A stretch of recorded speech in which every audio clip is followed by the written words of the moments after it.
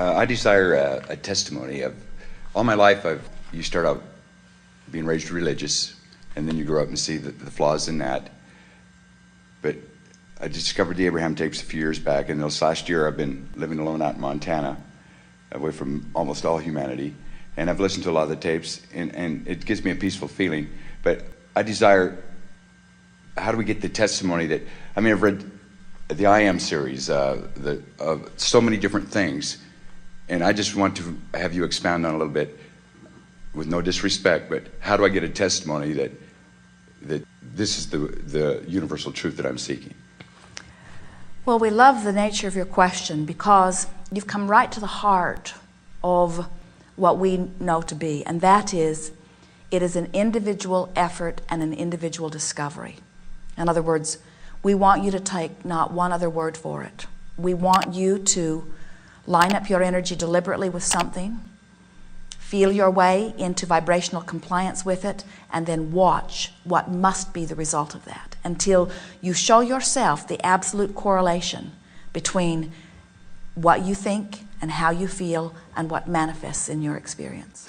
I already have. I was just looking for something to tell other people who ask me about it, because they see, I was a road musician for 25 years, and I'm involved with a large family and a lot of people, and some of them see me go to something, then they ask these questions. It's hard for me to explain, but that feeling, the gut feeling or the little voice or whatever, I've known it the first time I heard it. It's so simple, it's so easy, it's hard.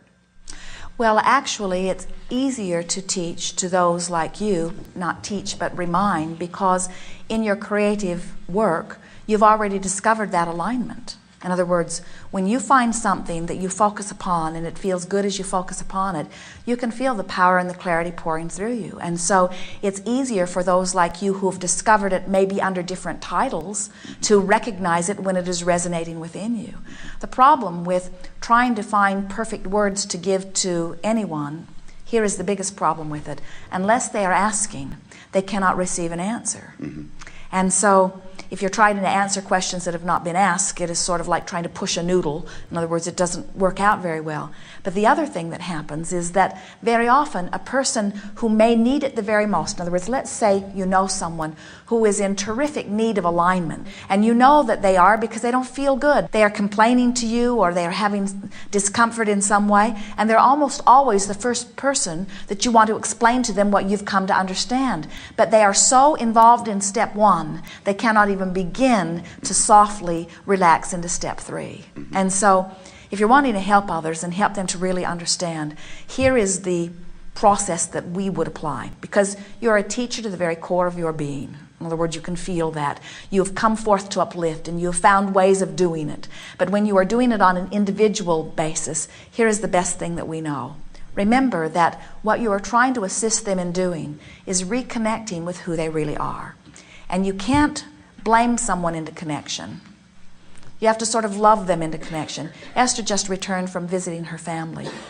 And as she listens to them talking endlessly about things she knows that they do not want, she cannot begin to find the beginning place for them. In other words, she left saying, it's hopeless.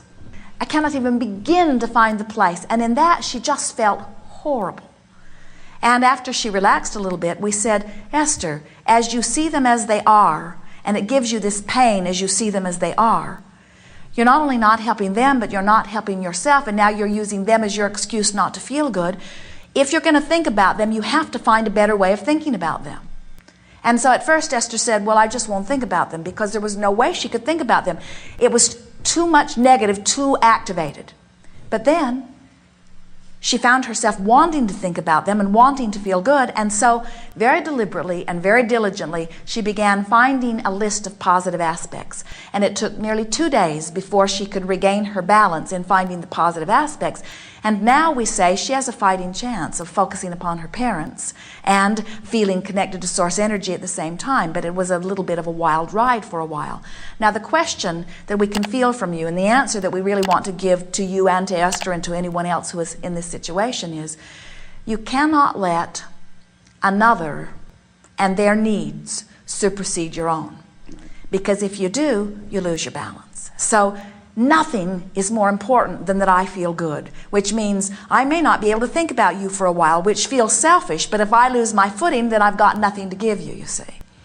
So when you begin to discover that you can feel good under all conditions and you practice your balance, then you can reach in and find a pleasant thought and dart out, and reach in and find a pleasant thought and dart out. When you are able to hold someone as your object of attention and feel good at the same time that you're doing it, they benefit.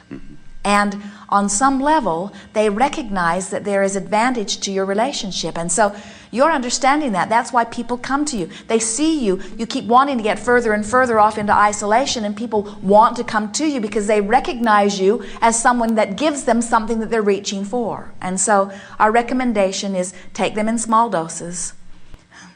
Talk to them as much as you can, as long as you're feeling good while you're talking to them. And trust that they're making their lives work in the way that they're making their lives work. And just teach through the power of your example.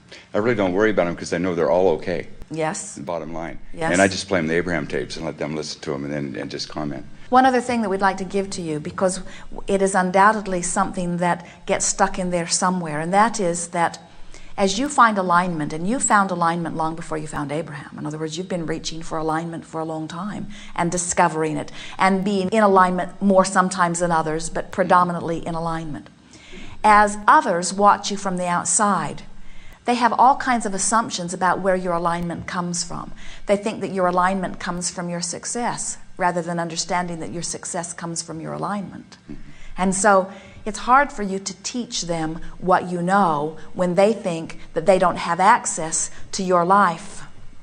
That's the biggest thing that you're dealing with there, is where you're wanting to help them to understand that your well-being is a byproduct of your alignment, every bit of it.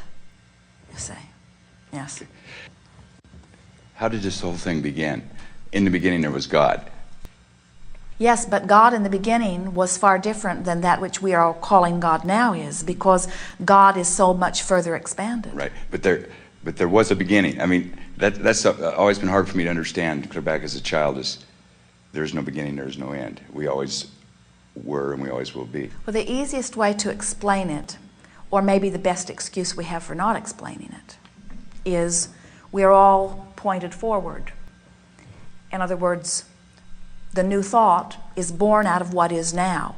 And as we turn our attention to the new thought, then we expand joyously with the new thought. And in truth, we cannot look back, because we cannot reclaim the vibration that was before where we are now.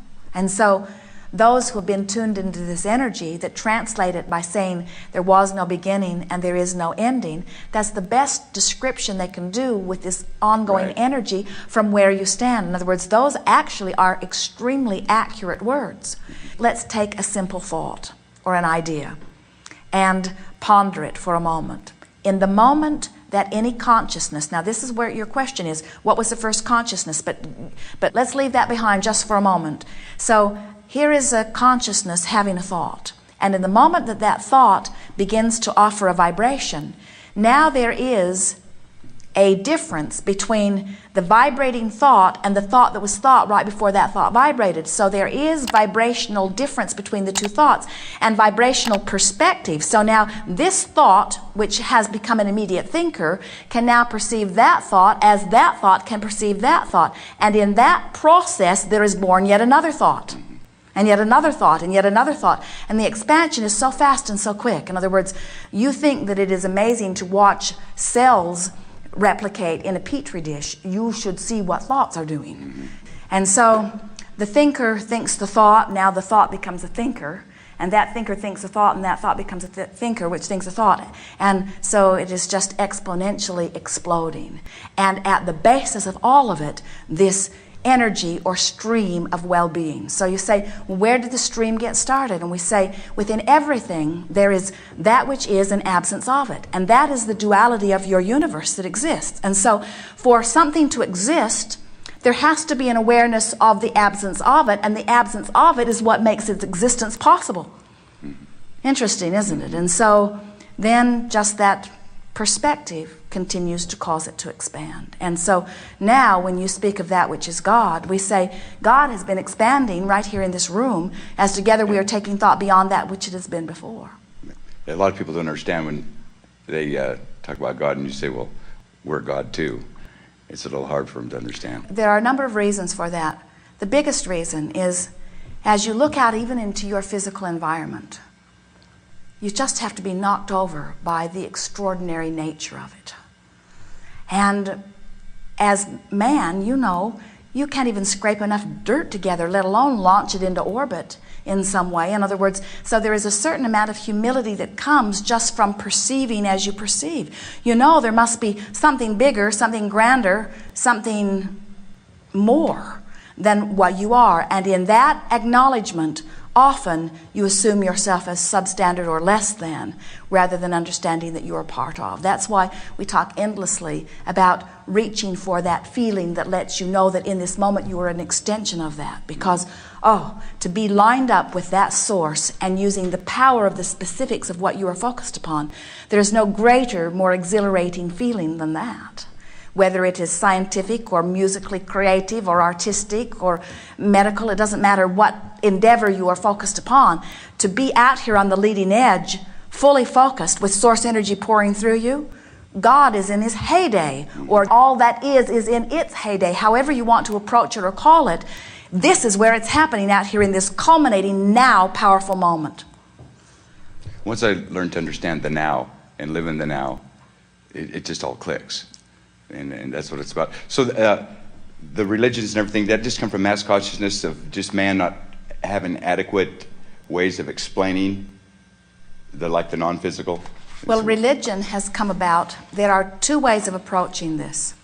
There are many who, through time, in fact, all have the ability, while all do not experience it, of translating broader perspective. In other words, you all are extensions of that, and you are all never separated from that, and you all have access to that. And so, as man asks questions, the answers always come. And some get in a place where they can clearly articulate the answers. But what happens is the answers must always be articulated through your basis of belief. As we are expressing to you here, we cannot speak to you other than through the perspective that you understand. So even in the word God, there is huge distortion, because when the word God is thrown out, it activates all kinds of vibrations within you that are nothing like that which we know that which you are calling God is, you see. So the religion is created very much as this body of work has been created, although Jerry and Esther are determined that it will never be a religion. But after they are dead, it probably will be. As this energy is flowing through, and it is articulated, you could call that the forming of religion. And the basis of it is the asking and the answering. But there is another basis of religion that is more what you are feeling and speaking about here, and that goes like this. We are assuming the place of a physical human religionist. I really want to live a good life, and I really want to be of value, and I really want to feel good. And as I see that, I do feel good, so I encourage it. But as I see that, I don't feel good, so I discourage it. And I have not really come to know that I can choose and feel and therefore allow. I still believe that my happiness is dependent upon the circumstances, so I become a controller of circumstances. And to the degree that I can control things outside of me, to that degree, I have this elusive dream of my own personal joy. And that is the basis of most religion. They are well-meaning, they want to feel good, they want you to live good, but they believe that they must control circumstances. And then it just goes on and on and on and on and on. It's impossible, you see. I just want to say I'm very thankful for the Abraham teachings, and once I learned how to be happy and allow it's just killer and amazing. Oh, you're just getting started. Oh, I know. What is before you is unfathomable. I'm counting on that. Yes. Thank you. Yes, indeed. What more?